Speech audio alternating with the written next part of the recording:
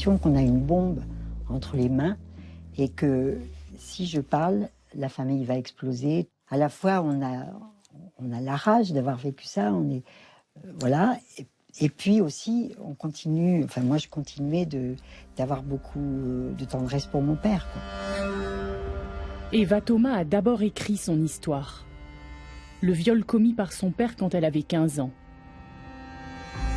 Mais elle va surtout oser ce que personne n'avait jamais fait. Témoigner à visage découvert à la télévision. C'était en 1986. C'était une première. Alors j'ai choisi de parler à visage découvert parce que j'ai envie de sortir de la honte. Dans l'émission phare du moment, Les dossiers de l'écran, Eva Thomas va lever le voile sur l'un des plus grands tabous de notre société. Elle a alors 44 ans. Vous m'avez dit, j'ai eu l'impression de rêver. Enfin, j'ai eu l'impression que ça n'était jamais arrivé. Je me suis plus souvenu de rien le lendemain. Oui, ça s'est passé une nuit. Et bon, la nuit, c'est terrible. Parce que, bon, la nuit, il y a aussi les rêves, les cauchemars, etc. Et bon, après, le lendemain, quand je me suis réveillée,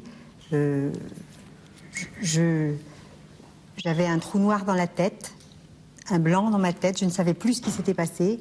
J'étais horriblement angoissée, mais je savais seulement...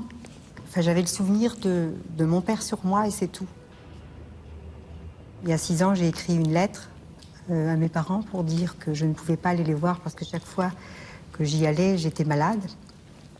Et je n'en pouvais plus de cette espèce d'hypocrisie de jouer à la petite fille gentille qui fait comme si rien ne s'était passé. Et j'ai donc demandé à mon père de me dire ce qu'il avait fait. Et il m'a répondu. Et bon, ça a été très dur pour moi parce que finalement, jusqu'à la lettre... Il a répondu par écrit. Oui, et jusqu'à la lettre de mon père, je me défendais toujours en me disant que c'était peut-être pas vrai.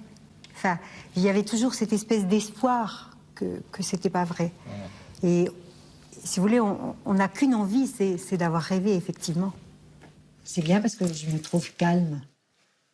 C'est vrai. J'ai pas... parce que je pense que je suis déterminée et que, bon, j'essaie de dire les choses avec sincérité, quoi, c'est tout. On a des fois cette sensation dans la vie de savoir qu'on est exactement là où il faut. Et ben, c'est ce qui se passait.